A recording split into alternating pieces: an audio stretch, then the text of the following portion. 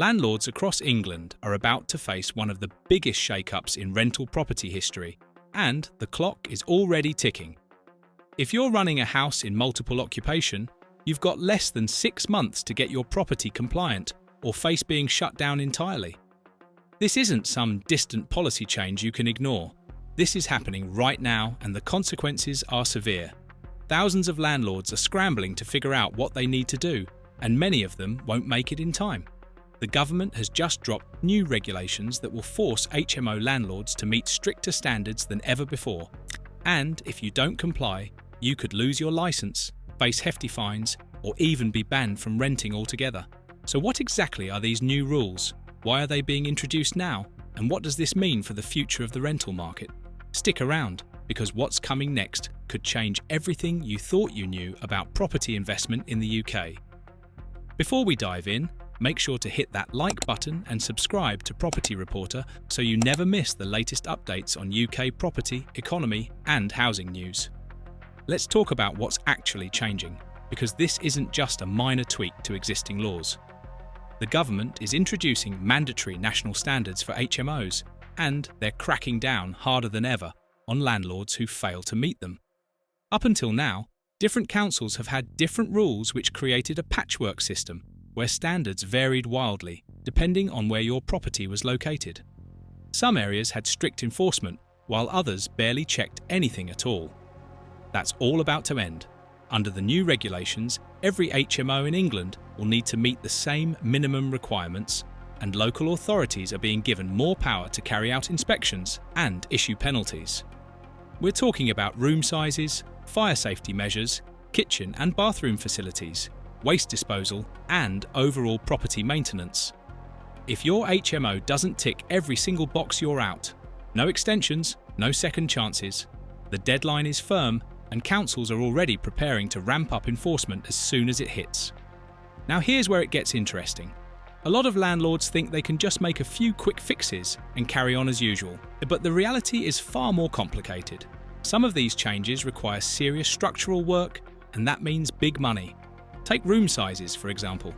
The new rules state that any bedroom in an HMO must be at least 6.51 square metres for one person and 10.22 square metres for two people. Sounds simple enough, right? Wrong. Thousands of HMOs across the country have bedrooms that fall short of these measurements, and there's no easy fix. You can't just knock down a wall and expand a room without planning permission, and even if you could, the costs would be astronomical. Then there's the fire safety requirements, which have become far more stringent in the wake of high-profile tragedies. Landlords now need to install interlinked smoke and carbon monoxide alarms, ensure clear escape routes, and, in some cases, fit fire doors and sprinkler systems. Again, these aren't cheap upgrades, and for older properties it's going to be a nightmare trying to retrofit everything to meet the new codes. But it's not just about the physical changes to the property. The licensing system itself is being overhauled, and that's causing even more headaches. Right now, if you want to run an HMO, you need a license from your local council, and the application process can be long and bureaucratic. The new rules are making it even tougher. Councils will now have the authority to conduct more frequent inspections, and landlords will need to prove they're maintaining standards on an ongoing basis. Miss one inspection or fail to provide the right documentation, and your license could be revoked on the spot. There's also talk of introducing a national landlord register, which would track every HMO operator in the country and flag anyone who's been penalised for non-compliance. If that happens, it'll be nearly impossible for rogue landlords to slip through the cracks by moving from one area to another. The net is closing in, and the government is making it clear that the days of lax enforcement are over.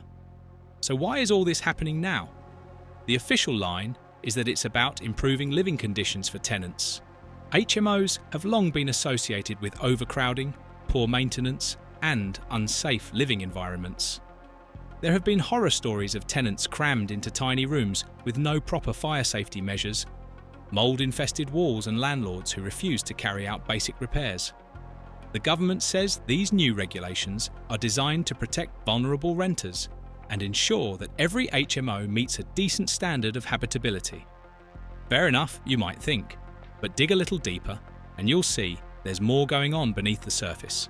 Local councils have been pushing for tougher HMO regulations for years because they're often the ones dealing with the fallout when things go wrong. Noise complaints, waste management issues, antisocial behaviour. HMOs are frequently at the centre of these problems, and councils have had limited tools to deal with bad landlords. Now they're getting the enforcement powers they've been asking for, and they're not going to hold back. There's also a political angle to all this. The rental market has become a hot-button issue, and the government is under pressure to be seen doing something about it. With private rents soaring and housing quality declining in many areas, cracking down on HMOs is an easy win. It shows action, it protects tenants, and it doesn't cost the government much because enforcement falls to local councils. But here's the thing. While the intention might be good, the unintended consequences could be disastrous. Forcing thousands of landlords to either upgrade their properties or shut down completely is going to reduce the supply of affordable rental accommodation at a time when demand is already sky high. HMOs provide housing for some of the most vulnerable people in society: students, low-income workers, recent immigrants. If a significant chunk of HMOs disappear from the market, where are these people supposed to go? Rents are already unaffordable for many, and reducing supply is only going to push prices higher. And let's be real here, not every landlord is going to be able to afford the upgrades. We're talking about tens of thousands of pounds in some cases. Smaller landlords who own just 1 or 2 HMOs might not have the capital to make the necessary changes, and even if they do, the return on investment might not be worth it. If you're spending £50,000 upgrading a property to meet new regulations, but your rental income doesn't increase enough to justify the expense, why bother? Many landlords are already starting to sell up and exit the market altogether. They're looking at the new rules and deciding it's not worth the hassle.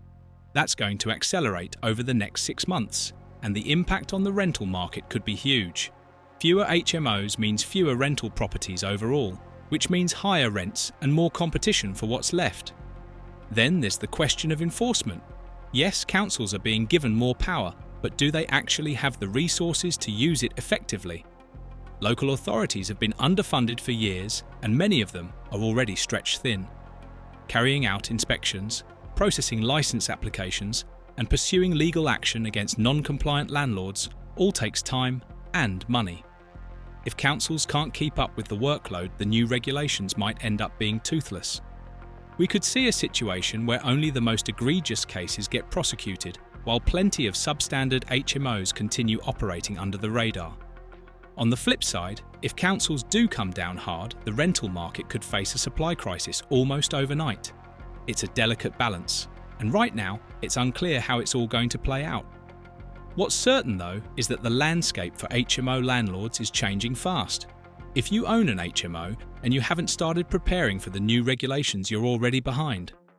The 6-month countdown is real, and once the deadline passes, there won't be any leniency.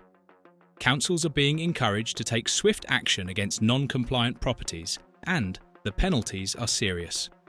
We're talking about fines of up to £30,000, banning orders that prevent you from renting any property, and, in extreme cases, criminal prosecution. The government wants to send a message that substandard housing won't be tolerated anymore, and they're giving local authorities the tools to back that up. For landlords who are serious about staying in the game, the next few months are going to be critical. You need to get your property inspected, identify what needs upgrading, and get the work done fast. That means finding contractors, securing planning permission if necessary, and budgeting for costs that might be higher than you expect. But here's something most people aren't talking about. This crackdown on HMOs is likely just the beginning. The government has made it clear that improving standards in the private rental sector is a priority, and HMOs are the easiest target. Once these regulations are in place and councils get used to enforcing them, it's only a matter of time before similar rules are extended to other types of rental properties. Standard by to let landlords should be paying close attention, because what's happening to HMOs now could be coming for you next. The direction of travel is clear: more regulation, stricter enforcement, and higher costs for landlords.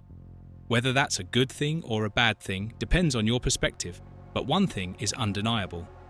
The rental market is going through a major transformation, and anyone involved in property investment needs to adapt or get left behind. So where does all this leave us? In 6 months' time, we're going to see a very different HMO market in England. Some landlords will have successfully upgraded their properties and will continue operating under the new rules. Others will have sold up and moved on, deciding the hassle isn't worth it. And a third group will have fallen through the cracks, either because they couldn't afford the upgrades or because they didn't take the regulations seriously. Those landlords are going to face the full force of the law, and it won't be pretty. For tenants, the picture is mixed. On one hand, those who remain in HMOs should benefit from better living conditions and stronger protections. On the other hand, reduced supply could mean higher rents and more competition for available properties. It's a classic case of good intentions potentially leading to unintended consequences. The government wants to improve housing standards, but in doing so, it might make housing less affordable and harder to find. That's the tension at the heart of this entire debate, and it's far from resolved.